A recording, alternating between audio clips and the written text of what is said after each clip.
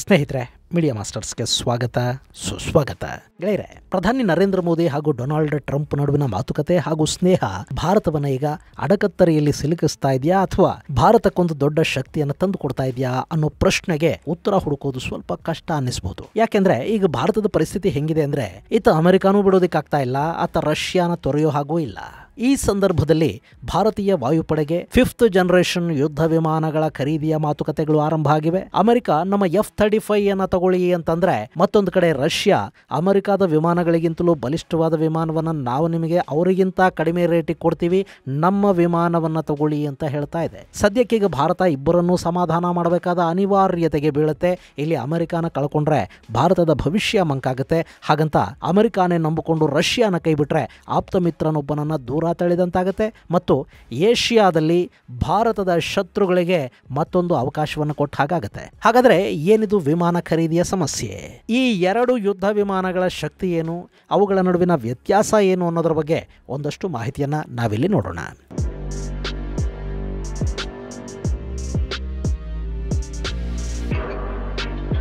ಗೆಳೆಯರೆ, ಭಾರತ ಈಗೊಂಥರ ವಿಚಿತ್ರ ಸಂದಿಗ್ಧಕ್ಕೆ ಸಿಲುಕಿಕೊಳ್ತಾ ಇದೆ.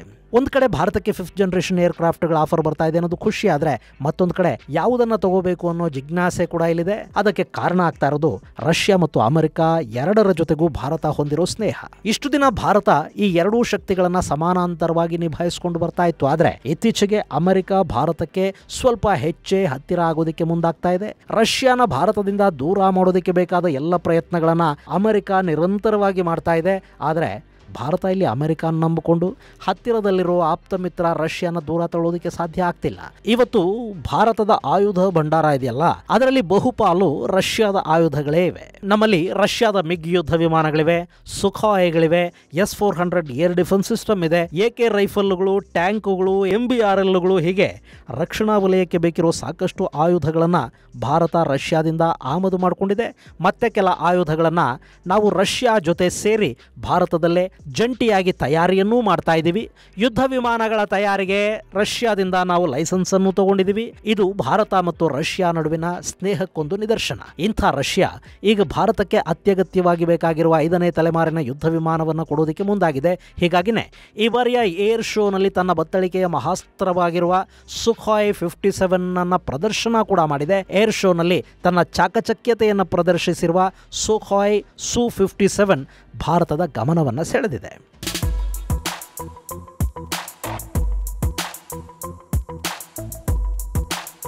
ಗೆಳೆಯರೆ, ಇಲ್ಲಿ Su-57ನ ಶಕ್ತಿ ಸಾಮರ್ಥ್ಯಗಳು ಹಾಗೂ ಅದರ ಸ್ಪೆಸಿಫಿಕೇಶನ್ಗಳೇನು ಅನ್ನೋದನ್ನ ನಾವು ನೋಡೋದಾದ್ರೆ, ಈ ಯುದ್ಧ ವಿಮಾನ 20.1 ಮೀಟರ್ ಉದ್ದ ಇದೆ, 14.1 ಮೀಟರ್ನಷ್ಟು ವಿಂಗ್ ಸ್ಪ್ಯಾನ್ ಅನ್ನು ಹೊಂದಿದೆ. ಹಾಗೆಯೇ 4.74 ಮೀಟರ್ ಎತ್ತರ ಹೊಂದಿರುವ ಈ ಯುದ್ಧ ವಿಮಾನ ಒಟ್ಟು 18,000 kg ತೂಕವನ್ನು ಹೊಂದಿದೆ. ಇದು ಇಂಧನದ ಜೊತೆಗೆ ಒಟ್ಟು 35,000 kgಯಷ್ಟು ತೂಕವನ್ನು ಹೊತ್ತು ನಭಕ್ಕೆ ಜಿಗಿಯಬಲ್ಲದ್ದಾಗಿದೆ. ಇನ್ನು ಇದು ಸಬ್ಸಾನಿಕ್ ವೇಗದಲ್ಲಿ ಚಲಿಸಿದ್ರೆ ಸುಮಾರು 3,500 ಕಿಲೋಮೀಟರ್ನಷ್ಟು ದೂರ ಕಾರ್ಯಾಚರಣೆಯನ್ನು ನಡೆಸುವ ತಾಕತ್ತನ್ನು ಹೊಂದಿದ್ದು, ಸೂಪರ್ಸಾನಿಕ್ ಮೋಡ್ ಅಲ್ಲಿ ಚಲಿಸಿದ್ರೆ 1,500 ಕಿಲೋಮೀಟರ್ನಷ್ಟು ಆಪರೇಷನಲ್ ರೇಂಜ್ ಅನ್ನು ಇದು ಹೊಂದಿದೆ.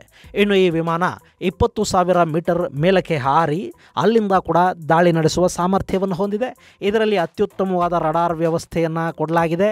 ಇನ್ಫ್ರಾರೆಡ್ ಕ್ಯಾಮೆರಾ ಹಾಗೂ ರಾತ್ರಿ ವೇಳೆಯಲ್ಲಿ ನಿಖರವಾಗಿ ವಿಮಾನವನ್ನು ಇಳಿಸೋದಕ್ಕೆ ಅವಶ್ಯಕವಾಗುವ ಉಪಕರಣಗಳನ್ನು ಕೂಡ ಇದಕ್ಕೆ ಅಳವಡಿಸಿದ್ದಾರೆ. ಇದೆಲ್ಲದರ ಜೊತೆಗೆ ಇದು 5ನೇ ತಲೆಮಾರಿನ ಯುದ್ಧ ವಿಮಾನ ಆಗಿದೆ. ಅಂದ್ರೆ ಸ್ಟೆಲ್ತ್ ಟೆಕ್ನಾಲಜಿಯನ್ನ ಹೊಂದಿರುವ ಯುದ್ಧ ವಿಮಾನ ಇದು. ಇದರಲ್ಲಿನ ಸ್ಟೆಲ್ತ್ ಟೆಕ್ನಾಲಜಿ ಯಾವುದೇ ರಡಾರ್ ವ್ಯವಸ್ಥೆಯ ಕಣ್ಣು ತಪ್ಪಿಸೋದಕ್ಕೆ ಸಹಾಯ ಮಾಡುತ್ತೆ. ಇದು ಮ್ಯಾಕ್ 2 ವೇಗದಲ್ಲಿ ಅಂದ್ರೆ ಸುಮಾರು 2,160 ಕಿಲೋಮೀಟರ್ ವೇಗದಲ್ಲಿ ಚಲಿಸಬಲ್ಲದಾಗಿದೆ.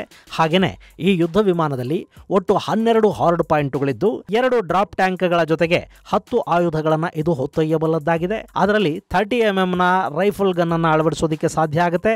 ಈ ಯುದ್ಧ ವಿಮಾನ air to air to surface, anti ship missile, anti radiation ಮಿಸೈಲ್ಗಳನ್ನು ಕೂಡ ಹೊಂದಿದೆ. ಇದಲ್ಲದೆ ಇದರಲ್ಲಿ ಆಂಟಿ ಟ್ಯಾಂಕ್ ಡ್ರಿಲ್ ಹಾಗೂ ಕ್ಲಸ್ಟರ್ ಬಾಂಬ್ಗಳನ್ನು ಕೂಡ ಕೊಂಡೊಯ್ಯೋದಕ್ಕೆ ಅವಕಾಶವನ್ನು ಕಲ್ಪಿಸಲಾಗಿದೆ. ಹಾಗೆ ನೋಡಿದ್ರೆ ಈ ಯುದ್ಧ ವಿಮಾನ ತಯಾರಿಯಲ್ಲಿ ಭಾರತದ ಪಾಲು ಕೂಡ ಇತ್ತು. ಆದರೆ 2018ರಲ್ಲಿ ಆ ಡೀಲ್ ಅನ್ನು ಭಾರತ ಸರ್ಕಾರ ಕ್ಯಾನ್ಸಲ್ ಮಾಡಿಕೊಳ್ತು. ನಮ್ಮಲ್ಲೇ ಆಮ್ಕಾ ಪ್ರಾಜೆಕ್ಟ್ ಟೇಕ್ ಆಫ್ ಆಗ್ತಾ ಇದ್ದ ಕಾರಣ Su-57 ಪ್ರಾಜೆಕ್ಟ್ನಿಂದ ಭಾರತ ಹೊರಬಂತು. ತನ್ನದೇ ಆದ 5th ಜನರೇಷನ್ ಏರ್ಕ್ರಾಫ್ಟ್ ಅನ್ನು ಸಿದ್ಧ ಮಾಡಿಕೊಳ್ಳೋದಕ್ಕೆ ಪ್ರಯತ್ನವನ್ನು ಪಡ್ತು. ಇತ್ತು. ಆದರೆ ಇದರಲ್ಲಿ ಇನ್ನೂ ನಮಗೆ ಯಶಸ್ಸು ಸಿಕ್ಕಿಲ್ಲ. ಹೀಗಾಗಿ ಸುಖಾಯ್ Su-57 ಅನ್ನು ತಗೊಂಡು ಬಿಡಿ, ನಿಮಗೆ ಟೆಕ್ನಾಲಜಿಯನ್ನು ಕೂಡ ಕೊಡ್ತೀವಿ. ಭಾರತದಲ್ಲೇ ಸುಖಾಯ್ Su-30 MKI ಹಾಗೆ ಇದನ್ನು ಕೂಡ ತಯಾರಿಸೋಣ ಅನ್ನೋ ಆಫರ್ ಅನ್ನು ರಷ್ಯಾ ಕೊಡ್ತಾ ಇದೆ.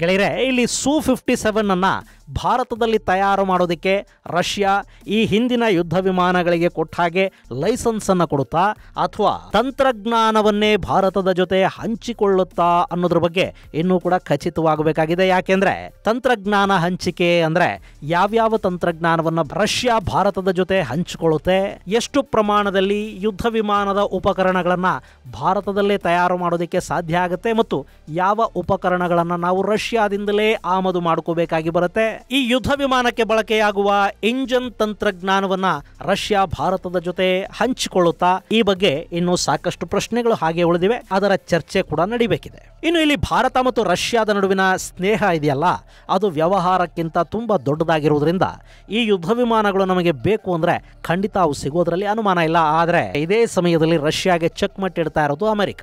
ಇಲ್ಲಿ ಏನಾಗ್ತಾ ಇದೆ ಅಂದ್ರೆ, ಮೊನ್ನೆ ಟ್ರಂಪ್ ಹಾಗೂ ಮೋದಿ ಭೇಟಿಯ ಸಂದರ್ಭದಲ್ಲಿ ಅಮೆರಿಕ ತನ್ನ F-35 ಯುದ್ಧ ವಿಮಾನಗಳನ್ನು ಭಾರತಕ್ಕೆ ಕೊಡೋದ್ರ ಬಗ್ಗೆ ತುಂಬಾನೇ ಉತ್ಸಾಹವನ್ನು ತೋರಿದೆ. ಈ F-35 ಯುದ್ಧ ವಿಮಾನಗಳು ಜಗತ್ತಿನ ಅತಿ ಭಯಾನಕ ಹಾಗೂ ಸ್ಟೆಲ್ತ್ ಯುದ್ಧ ವಿಮಾನಗಳು ಅನ್ನಿಸ್ಕೊಳ್ತಾ ಇವೆ. ಈಗಾಗಲೇ ಸಾಕಷ್ಟು ಕಡೆಗಳಲ್ಲಿ F-35 ಯುದ್ಧ ವಿಮಾನಗಳು ತಮ್ಮ ಶಕ್ತಿ ಸಾಮರ್ಥ್ಯಗಳನ್ನು ಪ್ರದರ್ಶಿಸಿವೆ. ಇತ್ತೀಚೆಗೆ ಇಸ್ರೇಲ್ ಇರಾನ್ನ ನೆಲದೊಳಗೆ ನುಗ್ಗಿ ಅಲ್ಲಿನ ಒಂದಷ್ಟು ಕಡೆಗಳಲ್ಲಿ ಬಾಂಬಿಂಗ್ ಮಾಡಿ ಬಂತಲ್ಲ, ಆಗ ಬಳಕೆಯಾಗಿದ್ದು ಇದೇ F-35 ಯುದ್ಧ ವಿಮಾನ. ಹಾಗೆಯೇ ಐಸಿಸ್ ವಿರುದ್ಧದ ಹೋರಾಟಗಳಲ್ಲಿ ಕೂಡ ಇವುಗಳನ್ನು ಬಳಸಲಾಗಿದೆ. ಇರಾನ್ನ ರೆವಲ್ಯೂಷನರಿ ಗಾರ್ಡ್ಸ್ ವಿರುದ್ಧದ ದಾಳಿಯಲ್ಲಿ ಕೂಡ ಅಮೆರಿಕ ಈ F-35 ಅನ್ನು ಬಳಸ್ಕೊಳ್ತಾ ಇದೆ. ಹೀಗಾಗಿ ಇದೊಂಥರ ಪ್ರೂವ್ಡ್ ಅಟ್ಯಾಕಿಂಗ್ ಏರ್ ಕ್ರಾಫ್ಟ್ ಅಂತ ಗುರುತಿಸ್ಕೊಳ್ಳುತ್ತೆ. ಗೆಳೆಯರೆ, ಅಮೆರಿಕಾದ ಬಳಿ 2 5th ಜನರೇಷನ್ ಏರ್ ಕ್ರಾಫ್ಟ್ಗಳಿವೆ. ಆ ಪೈಕಿ ಒಂದು F-22 ರ್ಯಾಪ್ಟರ್ ಆದರೆ ಎರಡನೆಯದ್ದು ಈ F-35 ಸಿಂಗಲ್ ಇಂಜನ್ ಹಾಗೂ ಸಿಂಗಲ್ ಸೀಟ್ ಏರ್ ಕ್ರಾಫ್ಟ್. ಈ F-35 air combat, air to surface striking, intelligence gathering ನಂತಹ ಕಾರ್ಯಗಳಿಗೆ ಬಳಕೆ ಆಗ್ತಾ ಇದೆ. ಇದು ಮ್ಯಾಕ್ 1.6 ವೇಗದಲ್ಲಿ ಅಂದರೆ ಪ್ರತಿ ಗಂಟೆಗೆ 1900 ಕಿಲೋಮೀಟರ್ ವೇಗದಲ್ಲಿ ಚಲಿಸಬಲ್ಲದ್ದಾಗಿದೆ. ಇದರಲ್ಲಿನ ಸ್ಟೆಲ್ತ್ ತಂತ್ರಜ್ಞಾನದ ಕಾರಣದಿಂದ ಇದು ಯಾವುದೇ ರಾಡಾರ್ ಅನ್ನು ಕೂಡ ಯಾಮಾರಿಸುತ್ತೆ. ಹಾಗೆ ನೋಡಿದರೆ ಜಗತ್ತಿನ ಅತ್ಯುತ್ತಮ ಏರ್ ಡಿಫೆನ್ಸ್ ಸಿಸ್ಟಮ್ ಅನ್ನಿಸ್ಕೊಂಡಿರುವ S-400ನ ಕಣ್ಣಿಗೆ ಕೂಡ ಇದು ಮಣ್ಣೆರಚಬಲ್ಲ ಸಾಮರ್ಥ್ಯವನ್ನ ಹೊಂದಿದೆ ಅಂತ ಹೇಳ್ತಾರೆ. ಇನ್ನು ಈ ವಿಮಾನ 51.4 ಅಡಿಗಳಷ್ಟು ಉದ್ದ ಇದೆ, 35 ಅಡಿಗಳಷ್ಟು ವಿಂಗ್ ಸ್ಪಾನ್ ಅನ್ನು ಹೊಂದಿದೆ. ಇನ್ನು ಇದರ ಎತ್ತರ 14.5 ಅಡಿಗಳಷ್ಟಿದ್ದು ಇದರ maximum take off wait 29,900 kg ಅಂತ ಹೇಳ್ತಾ ಇದ್ದಾರೆ. ಇದು 15,000 ಮೀಟರ್ಗಳು ಅಂದ್ರೆ 15 ಕಿಲೋಮೀಟರ್ಗಳಷ್ಟು ಎತ್ತರಕ್ಕೆ ಹಾರಿ ದಾಳಿ ಮಾಡಬಲ್ಲ ತಾಕತ್ತನ್ನು ಹೊಂದಿದೆ. ಇದರಲ್ಲಿ ಒಟ್ಟು 4 ಇಂಟರ್ನಲ್ ಹಾಗೂ 6 ಎಕ್ಸ್ಟರ್ನಲ್ ಹಾರ್ಡ್ ಪಾಯಿಂಟ್ಗಳಿವೆ. ಏರ್ ಟು ಏರ್ ಹಾಗೂ ಏರ್ ಟು ಸರ್ಫೇಸ್ ಮಿಸೈಲ್ಗಳನ್ನು ಇದು ಕ್ಯಾರಿ ಮಾಡುತ್ತೆ. ಅದರ ಜೊತೆಗೆ ಬಾಂಬುಗಳನ್ನು ಕೂಡ ಇದರಲ್ಲಿ ಕ್ಯಾರಿ ಮಾಡೋದಕ್ಕೆ ಸಾಧ್ಯ ಆಗುತ್ತೆ. ಅತ್ಯಾಧುನಿಕ ಏವಿಯಾನಿಕ್ಸ್ ಅನ್ನು ಹೊಂದಿದೆ. ಈ F-35 ಅನ್ನ ಕದ್ದೆ ಚೈನಾ JF-35 ಅನ್ನೋ ಯುದ್ಧ ವಿಮಾನವನ್ನು ಸಿದ್ಧ ಮಾಡಿಕೊಂಡಿರೋದು. ಹೀಗೆ ಜಗತ್ತಿನ ಅತ್ಯಾಧುನಿಕ ಹಾಗೂ ನ್ಯಾಟೋ ದೇಶಗಳು ಬಳಸ್ತಾ ಇರೋ ಈ F-35 ಯುದ್ಧ ವಿಮಾನವನ್ನ ಈಗ ಅಮೆರಿಕ ಭಾರತಕ್ಕೆ ಆಫರ್ ಮಾಡ್ತಾ ಇದೆ. ಅಷ್ಟೇ ಅಲ್ಲದೆ ನೀವು ಈ ಯುದ್ಧ ವಿಮಾನಗಳನ್ನು ತಗೊಂಡ್ರೆ ನಿಮ್ಮ ಮುಂದಿನ ಸ್ವದೇಶಿ ಯುದ್ಧ ವಿಮಾನಗಳ ತಯಾರಿಗೆ ಬೇಕಾದ ಸಹಾಯವನ್ನು ನಾವು ಮಾಡ್ತೀವಿ. ನಿಮಗೆ ಬೇಕಾಗಿರುವ GE-414 ಇಂಜಿನ್ಗಳನ್ನು ಆದಷ್ಟು ಬೇಗ ಪೂರೈಕೆ ಮಾಡೋದಕ್ಕೆ ಪ್ರಯತ್ನ ಮಾಡ್ತೀವಿ ಅಂತೆಲ್ಲ ಅಮೆರಿಕ ಹೇಳ್ತಾ ಇದೆ. ಆದರೆ ಇಲ್ಲಿ F-35ನ ಬೆಲೆ ಇದೆಯಲ್ಲ, ಅದು Su-57ಗಿಂತಲೂ ತುಂಬಾ ಹೆಚ್ಚಾಗಿದೆ ಮತ್ತು F-35ಗೆ ಹೋಲಿಕೆ ಮಾಡಿದರೆ ಸಾಕಷ್ಟು ವಿಷಯಗಳಲ್ಲಿ Su-57 ಹೆಚ್ಚು ಬಲಿಷ್ಠ ಅಂತ ಕೂಡ ಅನ್ನಿಸ್ಕೊಳ್ತಾ ಇದೆ.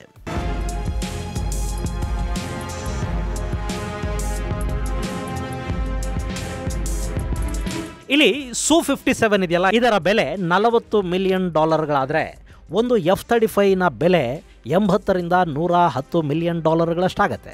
ಸೊ ಇಲ್ಲಿ F-35ಗಿಂತ Su-57 ಕಡಿಮೆ ವೆಚ್ಚದಲ್ಲಿ ಭಾರತಕ್ಕೆ ಸಿಗುತ್ತೆ. ಅಂದರೆ ಸುಮಾರು 400ರಿಂದ 450 ಕೋಟಿ ರೂಪಾಯಿಗೆ ರಷ್ಯಾದ Su-57 ಸಿಕ್ಕರೆ 850ರಿಂದ 950 ಕೋಟಿ ರೂಪಾಯಿಗಳಿಗೆ ಒಂದು F-35 ಸಿಗುತ್ತೆ. ಇದರ ಜೊತೆಗೆ ಭಾರತ ಅದನ್ನು ತನಗೆ ಹೇಗೆ ಬೇಕೋ ಹಾಗೆ ಒಂದಷ್ಟು ಮಾಡಿಫಿಕೇಶನ್ ಮಾಡಬಯಸಿದ್ರೆ, ಅಂದರೆ ರಡಾರ್ಗಳನ್ನು ಬದಲಿಸಿ ಸಿಂಗಲ್ ಸೀಟರ್ ಇರೋದನ್ನ 2 ಸೀಟರ್ ಮಾಡೋದು, ಹೀಗೆ ಬದಲಾವಣೆಗಳನ್ನು ಮಾಡಿಕೊಂಡ್ರೆ ಆಗ ಅದರ ಬೆಲೆ ಸುಮಾರು 1.5 ಸಾವಿರ ಕೋಟಿ ರೂಪಾಯಿಗಳವರೆಗೆ ಆಗಬಹುದು. ಇಂಥ 40 ಯುದ್ಧ ವಿಮಾನಗಳನ್ನು ಖರೀದಿ ಮಾಡಬೇಕು ಅಂದರೆ ಕನಿಷ್ಠ 40,000 ಕೋಟಿ ರೂಪಾಯಿಗಳಷ್ಟು ಹಣವನ್ನು ಭಾರತ ಇಲ್ಲಿ ಖರ್ಚು ಮಾಡಬೇಕಾಗಿ ಬರುತ್ತೆ.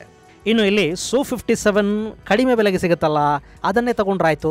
ಎರಡೂ ಕೂಡ 5th ಜನರೇಷನ್ ಸ್ಟೆಲ್ತ್ ಯುದ್ಧ ವಿಮಾನಗಳೇ. ಒಂದು F-35 ಖರೀದಿ ಮಾಡೋ ಬೆಲೆಗೆ 2 Su-57ಗಳು ಸಿಗುತ್ತೆ ಅನ್ನೋದಾದ್ರೆ ನಾವು Su-57ಗೆ ಯಾಕೆ ಹೋಗಬಾರ್ದು ಹೀಗೆ ಅನ್ನಿಸೋದು ಸಹಜ.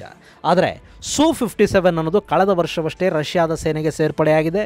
ಸೊ ಅದರ ಆನ್ ಗ್ರೌಂಡ್ ಸಾಮರ್ಥ್ಯ ಏನು ಅನ್ನೋದು ಇದುವರೆಗೆ ಸ್ಪಷ್ಟ ಆಗಿಲ್ಲ. ಇದನ್ನು ಹೊರತುಪಡಿಸಿದರೆ ಭಾರತಕ್ಕೆ Su-57 ಅನ್ನೋದು ಅತ್ಯುತ್ತಮ ಆಯ್ಕೆನೇ. ಆದರೆ F-35 ತಗೊಳ್ಳೋದ್ರಿಂದ ಗ್ಲೋಬಲ್ ಸಪ್ಲೈ ಚೈನ್ನ ಸರ್ಕಲ್ಗೆ ಭಾರತ ಬಂದಂತಾಗುತ್ತೆ.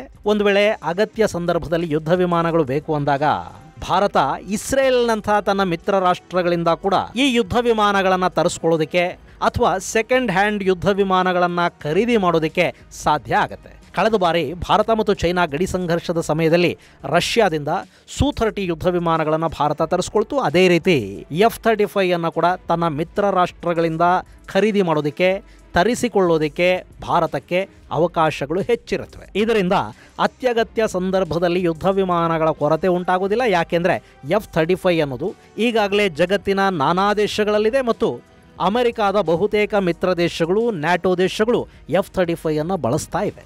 ಹೀಗಾಗಿ ಭಾರತಕ್ಕೆ ಯುದ್ಧ ವಿಮಾನಗಳ ಕೊರತೆ ಅನ್ನೋದು ಉಂಟಾಗೋದಿಲ್ಲ. ಭಾರತ ಹಣ ಕೊಡೋದಕ್ಕೆ ಸಿದ್ಧ ಇರಬೇಕು ಅಷ್ಟೇ. ಇನ್ನಿದ್ರ ಜೊತೆಗೆ ಭಾರತಕ್ಕೂ ಕೂಡ ನ್ಯಾಟೋದ ಟೆಕ್ನಾಲಜಿ ಸಿಕ್ಕಂತಾಗತ್ತೆ. ಹೀಗಾಗಿ ಭಾರತ ಇಲ್ಲಿ ಎಚ್ಚರಿಕೆಯ ಹೆಜ್ಜೆಗಳನ್ನಿಡಬೇಕು. ಹಾಗೆ ನೋಡಿದರೆ ಭಾರತ 2 ಯುದ್ಧ ವಿಮಾನಗಳನ್ನು ಆಯ್ಕೆ ಮಾಡಿಕೊಂಡ್ರೆ ಅಂದರೆ Su-57 ಹಾಗೂ Su-35 ಎರಡನ್ನೂ ಭಾರತ ಖರೀದಿ ಮಾಡಿದರೆ ಅದು ಒಂಥರ ಬುದ್ಧಿವಂತಿಕೆ ಅಂತಲೂ ಅನ್ನಿಸ್ಕೊಳ್ಳುತ್ತೆ. ಅದರಿಂದ ಆಯುಧ ಕ್ಷೇತ್ರದಲ್ಲಿ ಡೈವರ್ಸಿಟಿನೂ ಆಗತ್ತೆ, ಜೊತೆಗೆ ಎರಡೂ ದೇಶಗಳನ್ನು ಸಮಾಧಾನಪಡಿಸಿದ ಹಾಗೂ ಆಗತ್ತೆ. ಇಬ್ಬರ ಜೊತೆಗೂ ಭಾರತ ಮುಂದಿನ ದಿನಗಳಲ್ಲೂ ಸಂಬಂಧಗಳನ್ನು ಉತ್ತಮವಾಗಿಟ್ಟುಕೊಳ್ಳೋದಕ್ಕೆ ಇದು ಸಹಾಯನೂ ಮಾಡುತ್ತೆ. ಈ ಕೆಲಸವನ್ನು ಭಾರತ ಮಾಡುತ್ತಾ ಅಥವಾ ಯಾವುದೋ ಒಂದನ್ನು ಆಯ್ಕೆ ಮಾಡಿಕೊಳ್ಳುತ್ತಾ? ಸದ್ಯಕ್ಕೆ ಯಾರನ್ನೂ ಬಿಡೋ ಸ್ಥಿತಿಯಲ್ಲಂತೂ ಭಾರತ ಇಲ್ಲ. ಹೀಗಾಗಿ ಭಾರತದ ಮುಂದಿನ ಆಯ್ಕೆ ಏನು ಅನ್ನೋದು ಅತ್ಯಂತ ಕುತೂಹಲಕಾರಿಯಾಗಿ ಕಾಣ್ತಾ ಇದೆ. ಇದು ಗೆಳೆಯರೆ Su-57 ಹಾಗೂ F-35 ಯುದ್ಧ ವಿಮಾನಗಳ ಖರೀದಿಗೆ ಸಂಬಂಧಪಟ್ಟ ಒಂದಷ್ಟು ಮಾಹಿತಿ. ಮುಂದಿನ ಸಂಚಿಕೆಯಲ್ಲಿ ಮತ್ತಷ್ಟು ವಿಶೇಷಗಳ ಜೊತೆ ಮತ್ತೆ ಭೇಟಿಯಾಗೋಣ. ಅಲ್ಲಿವರೆಗೆ ಜೈ ಹಿಂದ್, ಜೈ ಕರ್ನಾಟಕ.